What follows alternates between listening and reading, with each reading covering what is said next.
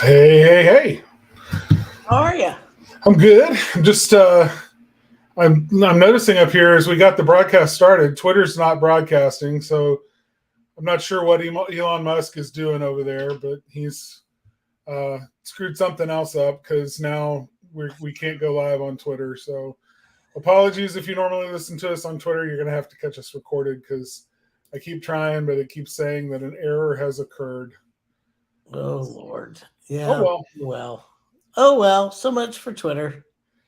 But to Everybody, everybody else on Facebook and on YouTube, welcome and glad you're with us. Make sure when you come in, you give us a thumbs up, a like, a heart, hey y'all, or something to that effect so that we know you're in the audience and we can thank you for being here. So today is our monthly Q&A. Yeah, and I just want to thank everybody for just coming back and being here after Carter and I were both gone. We needed a much deserved vacation, and we both got some. I got to spend time with my grandson, and Carter got to go visit colleges with Yeah. his son. So we really do appreciate all of y'all all the time. So um, we're going to jump right in. It was interesting. Right before we went on vacation, we were at the Northeast HPBA, which is the Hearth Barbecue and Patio Association. Um, and we had a talk there. It was a lot of fun. But when we were there, one of the people that were there got in touch with me after the fact and asked me this question: when should I ask my marketing company questions if I'm wondering if they're doing what they need to be doing? And there was a lot more to it than that. I'm not going to go into that. Uh, but the truth is, you should be asking well, number one is you should be in contact and communication with your marketing company at least on a monthly basis. At least. Um, we have people that don't. I'm going to be 100% honest. And we have some people that do it twice a month, and we have other people that once a week they're on a call with us. I personally like once a week. I think that is the best way to go about it because now you're staying in contact with each other. You know what's going on. You have a really good idea of what's happening in your in my world, in our clients area. It's not always the same. So, um, if you're on a call with us, then we're having those conversations. We know if there's weather related events. We understand and know stuff that we can do if we know what's going on. Sometimes I mean, there are times that we have rain like crazy. I live an hour away from Carter, and we're raining like crazy up here. And I'll call Carter and I said, "Man, is it raining where you are?" And he's like, "No, it's sunny. It's beautiful down here." So just because you're in the neighborhood doesn't even mean that you know what's going on all the time. So it's the way that we really connect with people. So if you're out there and you're not having those conversations with your marketing company on a very, I would say, systematic basis, set that up. Make sure you do that. Um, Honestly, they should be reaching out to you, trying to get you to do that as well, because none of us make a really good living and know everything if we're living in a vacuum. It just doesn't work that way. You want to add anything to that, Carter? No, I like that. Once a week is a great goal to shoot for. It's like any system, you get out of it what you put into it, right? Um, so the more you're engaging with the people that you hire to do your marketing, the better the results are, simply by the effort that you're making to understand what they're doing and coordinate the efforts and all of that. So definitely recommend it. For those that are once a month, generally those tend to be longer meetings, which is fine. Because we have more to cover, more to get into, more to analyze and or diagnose, more questions to get answers for, and that's good too. But once a week is usually they're quick calls, but they're right what's in the moment, what's going on. So I love that. I think that's a great a good rhythm to try to get into. So this next one came out of that same conversation. I hear a lot about Google changing things. Is this something to worry about? So here's the thing. I've been doing SEO now almost 20 years. That's scary. Think about that. Almost 20 years.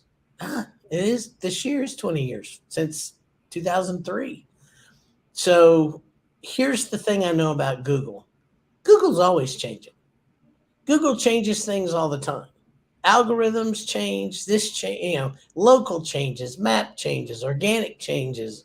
I mean, everything changes. If your marketing company is blaming what's happening to you on Google changing everything all the time, then there's a problem with that, because Google does signal most of the time, not all the time, but about 80% of the time, Google lets us know what's coming down the pipe. Let me give you a couple of examples. I'll give you three.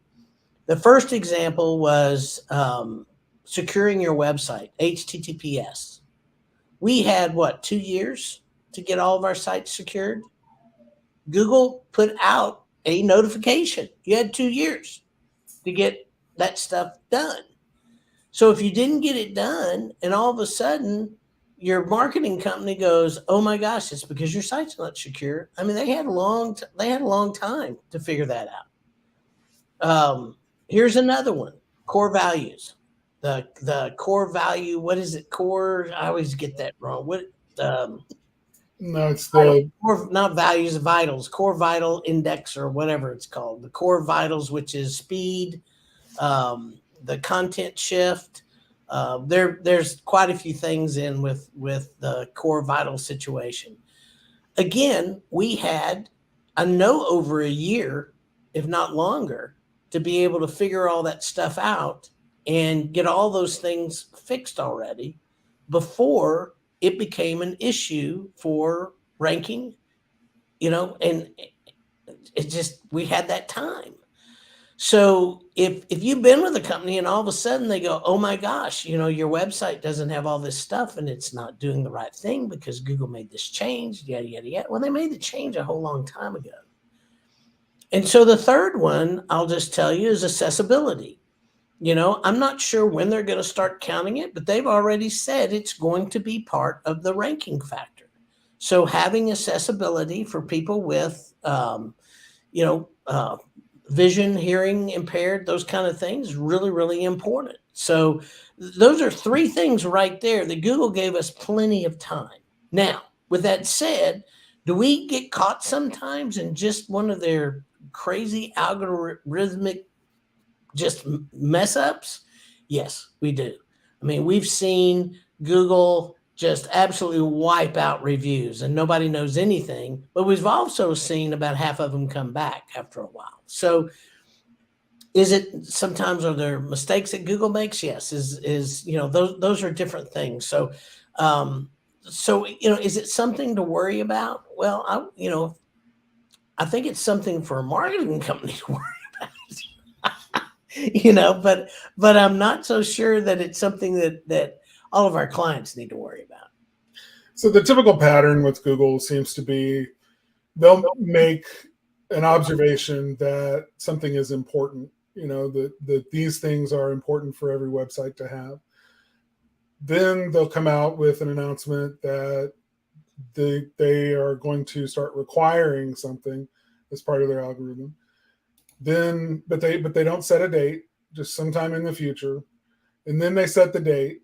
And then the date approaches and they say, "We're going to give everybody a little more time." And they push the date out. And then they do that sometimes more than once. And then eventually it's here and it's time and we got to do it. So there's no excuse if your marketing company is paying attention at all to the world that they operate in, to the industry that they, are in, for them to not have adequate time for the big changes, the ones that are going to be truly disruptive. The other ones can be disruptive for a time, but like Taylor said, they even out. We see fluctuations when they change an algorithmic factor that they don't announce. And these happen several times a day sometimes. But every once in a while there'll be one that causes our clients' websites and home services industries to take a real hit, and they'll disappear from the front page for a few days, and then suddenly bounce back and be stronger than they were before. Without any other change, just fluctuations, kind of weird riding the waves up and down a little bit. So that's not what we're talking about. Those things are normal, par for the course. We don't control Google. Sometimes I wonder if Google even controls Google. If the AI algorithms are just doing things almost autonomously, but they shake out. They kind of even out a little bit over time, and those are not the ones that are the life or death. Usually the life or death ones are the ones that give you plenty of time to make sure that you're compliant. Yeah, you just gotta pay attention and make sure your marketing company is paying attention and keeping you abreast of it. I think that's the main thing. So let me see. Here is another. So you want to take this one? Yeah, sure. I was asked this also while we were at the Northeast HPBA show. Someone asked me, our presentation was on the future of marketing and specifically the influence that we see AI having in that future. And so somebody asked the question, ChatGPT, can it be used just to write the content for my website? And, it's one of those yes and no questions. Like, yes, you could do it, and it would probably write pretty good. It would write pretty good content. When it comes to marketing content, ChatGPT seems to do a pretty good job there. But we don't see it being advisable because of all of the other reasons that somebody would write website content, which is primarily the audience that you're trying to appeal to, which is Google, doesn't like to see AI written content on website pages. So, for as long as that's the case, then of course we don't recommend using ChatGPT to write your content. You might use it for some ideas and pull from that, but ultimately you want to shoot for 100% human generated content on your web pages. So that's kind of a two-edged way. Here's what we know about it, and I'll just share this observation. What I've seen with ChatGPT, okay, how it works is it's been fed this large amount of language, of this, just text from books, from online sources, from advertisement, from just transcripts of things. It's just a ton of different sources. And then it uses what it's learned there to more or less assemble words and spit that back out to you based on the prompt that you put in. It's more complicated than that, but that's kind of a high level way of saying it. So a lot of the content that it consumed as part of its learning was marketing content, because guess what? The world's full of marketing content. Today alone, you're probably going to come into contact with between 3,000 and 10,000 marketing and ad impressions just as you go about your daily life in the real world and online. So marketing just is everywhere. And so a lot of that content ends up being something that ChatGPT has consumed, which makes it really good at spitting back out marketing content that sounds really good, that has strong calls to actions, motivating text, using a lot of the right buzzwords and things to get people motivated to buy. And quite honestly, I think it's a shame that we can't use it more for website content. But insofar as it's content that it is necessary to be there in a certain way for Google to understand it and use it as a ranking signal, ChatGPT is not something that you want to be using for that kind of content yet. If it changes, we'll of course talk about that. But for right now, it's not advisable. You have anything to add to that? Well, I disagree with you a little bit on part of it, because really what ChatGPT trained on is original content. All the content that it had, somebody had to write it, and it wasn't a machine that wrote it. There's actually human beings that wrote it. So, there's this argument out there, and I'm going to push back a little bit because I've read a couple of arguments on here and it makes a lot of sense to me. The argument is there's going to be a day that nobody's going to be able to tell. Google won't be able to tell. Nobody's going to be able to tell if it's written by a human being or by AI, because AI is training on all this human content. So every time we write original content and they go train AI on it, guess what? It's going to look like AI content because now it's trained on it. Now, what it can't do, this is what it cannot do. It has no emotion tied to it. There's no caring. There's no real consideration, if you will. There's all these things that the story. You can tell stories, but the stories are all based on other stories. So it can't tell personal stories that you can tell as a live person that's in your business. So there are things like that it cannot do. But as far as, are we going to be able to generate it? I mean, I will tell you, I have written pages of stuff. I come from a technical writing background. You know that, Carter. I can write stuff on whatever because I write very technically. Go and put it in the AI chat, and I've gotten 100% AI written, and it didn't write a bit of it. So, I'm not so sure how this is going to work, but I will tell you what Google says. Google says, hey, if you want to write with AI, that's fine, but it has to be valuable. Okay, so what does that mean? To me, valuable content is something that has got to motivate people. It's got to answer people's real problems. It's got to answer something in a way. You've got to connect with people. Those are the kinds of things that you need it to do. The other thing you needed to do is tell the truth. So here's the big problem. There's, if you want to, you remember when people used to say, if you want to know what's true, ask the internet. Well, now, guess what? You can find anything. It doesn't matter what you believe. You can believe anything you want. You can believe the earth's flat, and you're going to find that on the internet that it is. You can believe that, what is the birds thing? There's no such thing as birds. You remember that one? Yeah, there's all kinds of stuff on the internet that swears there's no birds. No such thing as birds. They don't exist.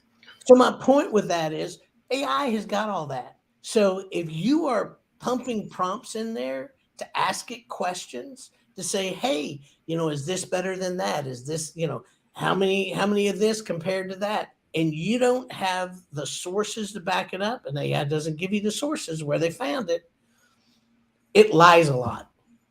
That's the bigger problem. Yeah, so, if it can't find information, more than like sources, if you keep asking it a question over and over again, it will hallucinate an answer for you. You'll make up something to try to satisfy your desire for an answer. And at that point, then you're no longer in factual territory. Yeah. I mean, it's kind of crazy. So, my point with that is, can you write with, ChatGPT? Sure. But it needs to be for people. You need to make sure that you're editing it and doing all the things that you need to do. Right now, personally, none of our writers write with it. Do we ask it questions, get ideas, and use it in that way? Absolutely. But we don't write with it. And I'm telling you, it says we do a lot, but we don't. And that's a real problem. When you say it says, you mean? We use the AI checkers. So here's another thing. Terry says, can Google recognize AI written content? I would say yes. That is my understanding. That they have Bard. So Bard is a big AI system. They've been using AI for a long time, algorithms, the whole 9 yards. So I think a lot of AI systems recognize other AI systems, and they can be programmed to do that. The checkers are programmed to find AI. So I figured if they can do it, then Google can. Anyway, so that's what I'd say to that. Yeah, and they're not even sure exactly how AI recognizes other AI written content. I mean, it's just like we don't completely understand how it writes, how ChatGPT writes what it writes. We also don't understand how another AI can read what ChatGPT wrote and say, "Oh, that's AI." It's how weird this world is that we're living in right now, because the black boxes, the AI machinery just is not always transparent to be able to understand how it's doing what it's doing. I like your point though, Taylor. Counter to mine, which is that it's okay to use it, but make sure that it's factually correct. Make sure that you are adding your touch to it. And it does seem like, in just our experiments, those times where you've written something that's technically accurate and all about the technical, if you go back and add some writing somewhere in it that expresses an opinion or a strongly held belief, or just an expert fact, but doing it from first person perspective, like, I've seen this and this, and that leads me to think that that's the reason that I say that this is the real answer to the question, and blah blah blah. Then by writing in that active first person voice, that seems to knock that score way down real quick, because that's not the voice that ChatGPT understands how to write very well in. And it doesn't assert itself as being an expert. In fact, as ChatGPT was first coming online, one of the real strictures that they put on it was to hedge. For legal reasons, they didn't want ChatGPT asserting its authoritativeness or its expertise on any subject. In fact, it wanted it to only quote other expert sources that it found, and to be a little more deferential in its tone, right? Not quite as active and assertive in its tone. So that's one of the hallmark triggers that I think, when I read content and suspect that it might be AI written, is when it only refers to sources and doesn't take a particularly doesn't plant a flag. It doesn't take a stand on a particular issue or set of facts. It just appeals to other sources and says this is what everybody else says is true. Yeah, and I also think when it comes to just facts, it's really good in a lot of ways if those facts are in fact on the internet in some semblance of way. I mean, it can pass the bar exam. It can, ChatGPT can do a lot of things like that. They're just facts that people have put online, and they're good information. But in a lot of ways, a really good example of this in the chimney industry is I just asked it one day about chimney fires. Is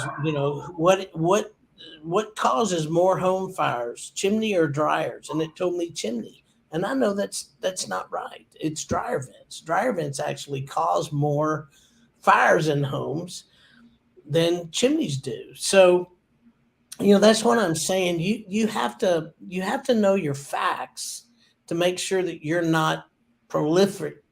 There's a word. You're not exacerbating lies. How's that?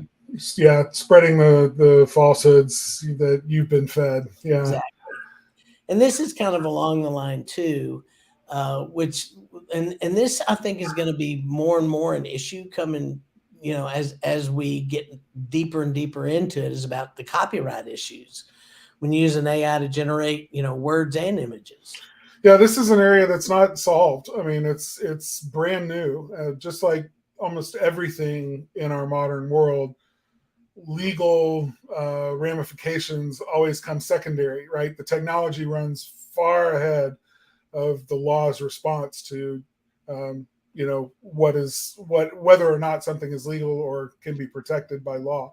So, we've seen it in the internet since the early days. We saw it in the music industry around copyright issues with digitally distributed music.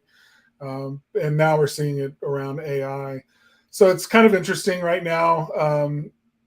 The consensus is that the only thing that can be copyrighted are works of creative works that have been generated or created by human beings.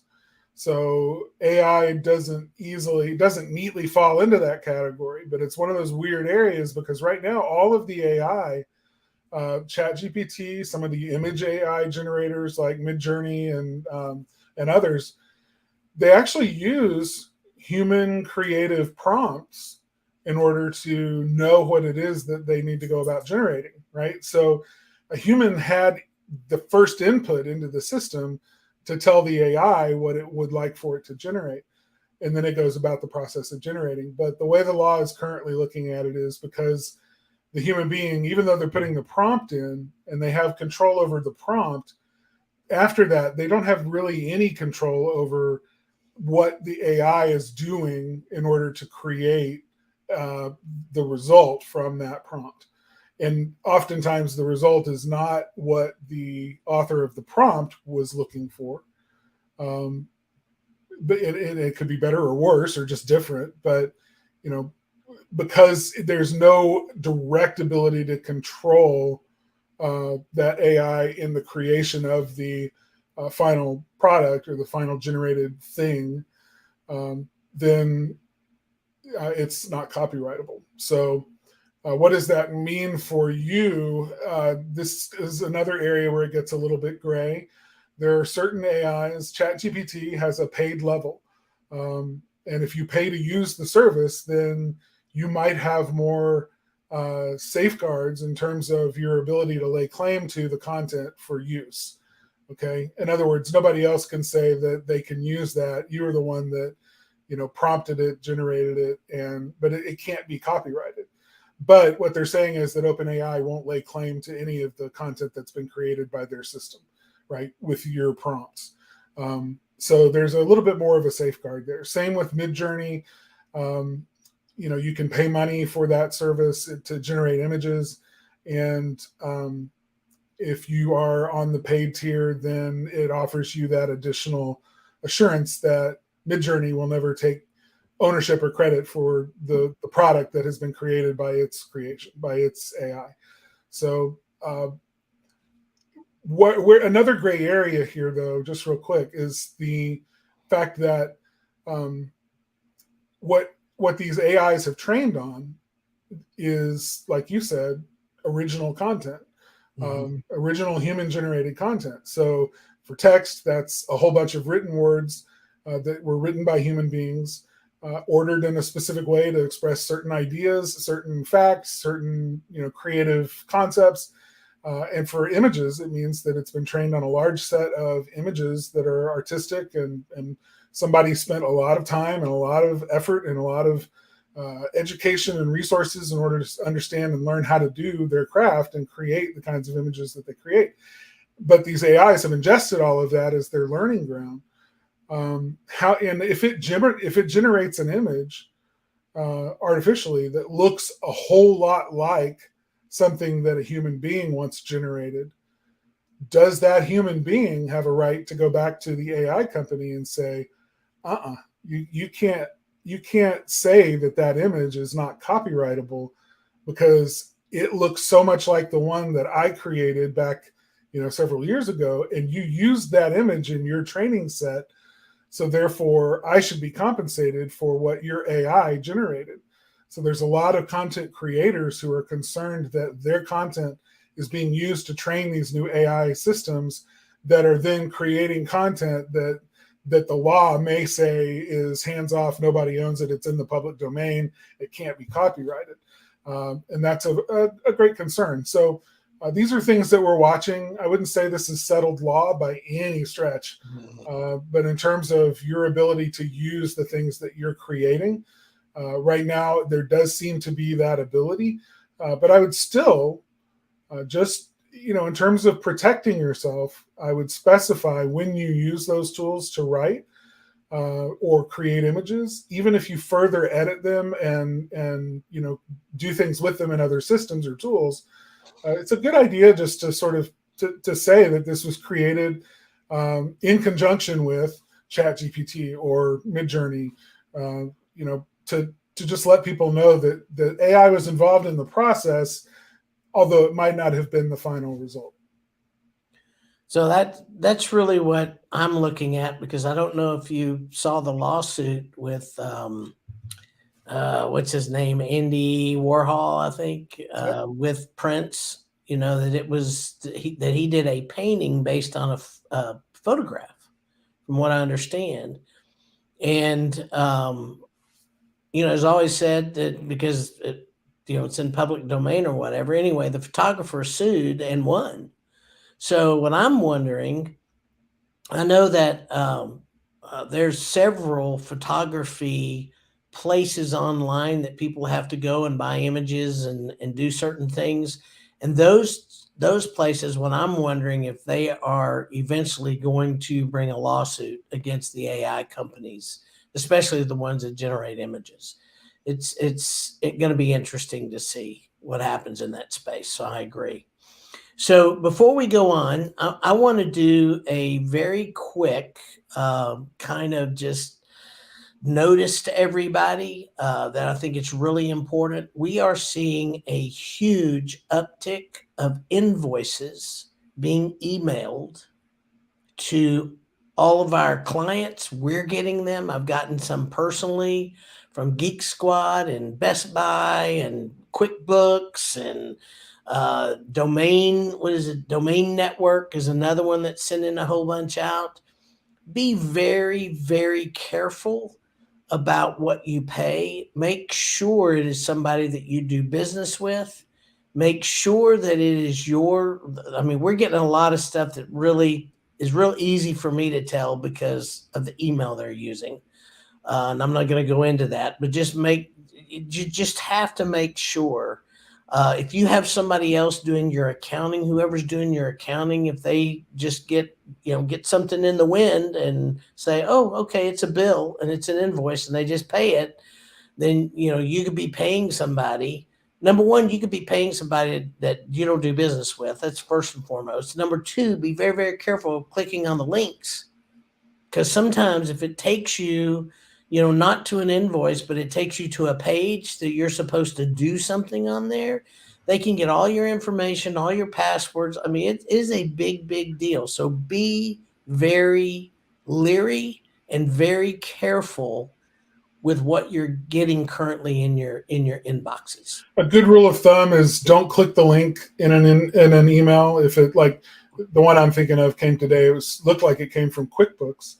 And it said that if you don't take action now, you're going to lose all this functionality in your QuickBooks account. And, click here to upgrade to the newest version of QuickBooks. And I was like, yeah, this doesn't sound right. And there were a lot of hallmark things about it that were fishy. But the bottom line is, if QuickBooks wants me to upgrade, it's either going to tell me directly in the software itself, that I need to upgrade and give me a path to be able to do that. Or if I log in, if I go directly to QuickBooks Online where I need to log in and use my username and password on their secure website that I've entered in myself, and go and see if there's any alerts or billing notices or anything else about bills that need to be paid or steps that need to be taken or whatever, they will communicate with you directly in your dashboard. You don't need to click the email in order to do it. And I understand it's a little less convenient, but it ensures you that you're not going to click a phishing link and get taken advantage of. So always just go, like if your bank sends you something, don't click the link. Just go to your bank's website and enter in your information directly there to see what their notices or their stuff has to tell you. That's just the easiest way I know to avoid most of that. Or pick up the phone and call them. I mean, that's the other thing, is call them and make sure. Well, in this particular QuickBooks Online email that we got, it actually had a phone number, and it was a toll-free number that you could call. So even if you call the number, no, don't call the one in the email. No. Go to their website and find their actual number on their website and call that number. Yeah, call that one. Yeah, that's what I was saying. I'm glad you clarified that, though. That's important. So, hey, guys, you can also find Spark Live. We release it as a podcast every week on Spotify, iTunes, Google Play, Podvine, or your favorite player. And next week, we're going to be back, and we're going to be talking about building a professional, user-friendly website and what that means. So we will be here with bells on and be all excited to do that. and can't wait to see you, and hope you guys had a great week without us, and we're hoping you're glad we're back. So we'll talk to you next week. Thanks, everybody. Bye-bye.